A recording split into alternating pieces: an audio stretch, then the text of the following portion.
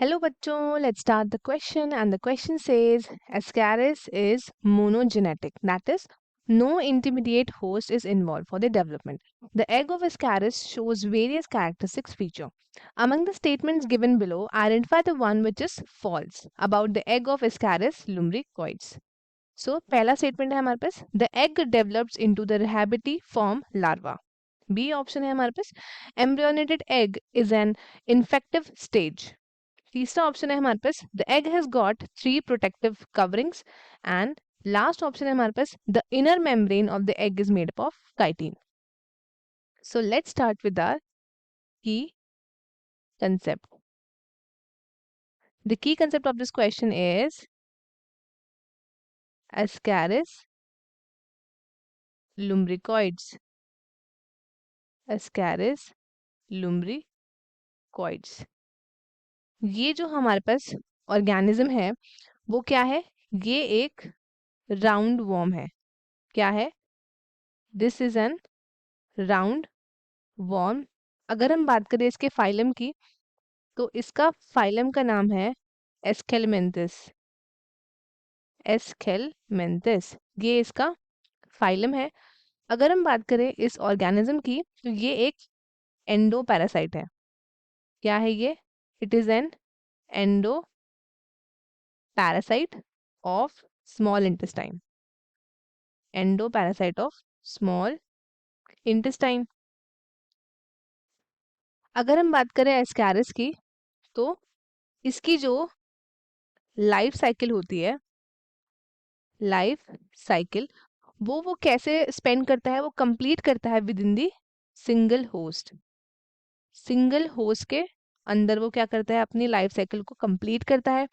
Ascaris एक round worm है, एक एंडोपैरासाइट है जिसका ऑफ स्मॉल इंटेस्टाइन रीजन. तो पहला स्टेटमेंट क्या है हमारे पास? The egg developed into the rhabditiform larva. तो जो पहला स्टेटमेंट है हमारे पास वो क्या है? वो हमारा ट्रू है. ये ट्रू क्यों है? क्योंकि ये ऑर्गेनिज्म जो है आपका डेवलपमेंट होती है वो होती है इनडायरेक्ट डेवलपमेंट. इनडायरेक्ट डेवलपमेंट होती है. इनडायरेक्ट डेवलपमेंट होती है. तो ये हमारा आंसर नहीं होगा क्योंकि हमें बताना है फॉल्स स्टेटमेंट कौन सा है. तो सेकंड स्टेटमेंट की बात करते हैं. सेकंड हमसे पूछा है embryonated egg is an infective stage. तो ये स्टेटमेंट भी हमारा क्या है? दिस इज ऑल्सो ट्रू क्योंकि जो ऑर्गेनिज्म है ये आपका एंट्री लेता है in the form of embryonated egg. इसकी एंट्री ही किससे होती है? एम्ब्रियोनेटेड एग से होती है. तो ये स्टेटमेंट भी हमारा ट्रू है, ये भी हमारा आंसर नहीं होगा. तीसरे स्टेटमेंट की बात करते हैं तो the egg has got 3 protective coverings. जो एग है उसकी क्या है? 3 प्रोटेक्टिव कवरिंग्स है. ये भी स्टेटमेंट हमारा ट्रू है. और ये ट्रू क्यों है? क्योंकि ये ऑर्गेनिज्म एक क्या है? It is an endo parasite. Endo क्या है? एंडो पैरासाइट है. तो एंडो पैरासाइट होने के लिए क्या होगा? उसको ऑर्गेनिज्म के लिए अंदर रहना है. तो उसके लिए उसको क्या चाहिए? उसको प्रोटेक्शन चाहिए. मतलब जी ऑर्गेनिज्म है इसको प्रोटेक्शन की रिक्वायरमेंट है, इसलिए इसके पास क्या है?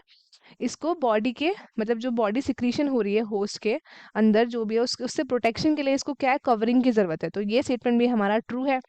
अब हम बात करते हैं लास्ट स्टेटमेंट की जो है the inner membrane of the egg is made up of chitin. तो ये स्टेटमेंट हमारा क्या हो जाएगा? ये स्टेटमेंट हमारा हो जाएगा फॉल्स. फॉल्स क्यों होगा?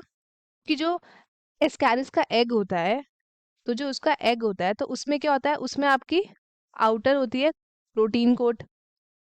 आउटर क्या होती है? प्रोटीन कोट होती है. और जो मिडल होता है हमारा, मिडल वो होती है हमारी काइटिनियस शेल. और जो इनर होती है हमारी वो क्या होती है? जो इनर पार्ट होता है वो आपका बना है लिपोइड लेयर का.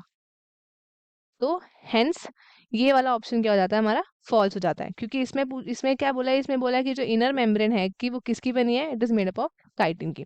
जो कि हमारा यहाँ पे स्टेटमेंट गलत हो जाता है. तो हमारा जो गलत हमें स्टेटमेंट बताना है that is option D, the inner membrane of the egg is made up of chitin. तो स्टूडेंट्स आई होप आपको क्वेश्चन अच्छे से समझ में आया होगा. All the very best and thank you.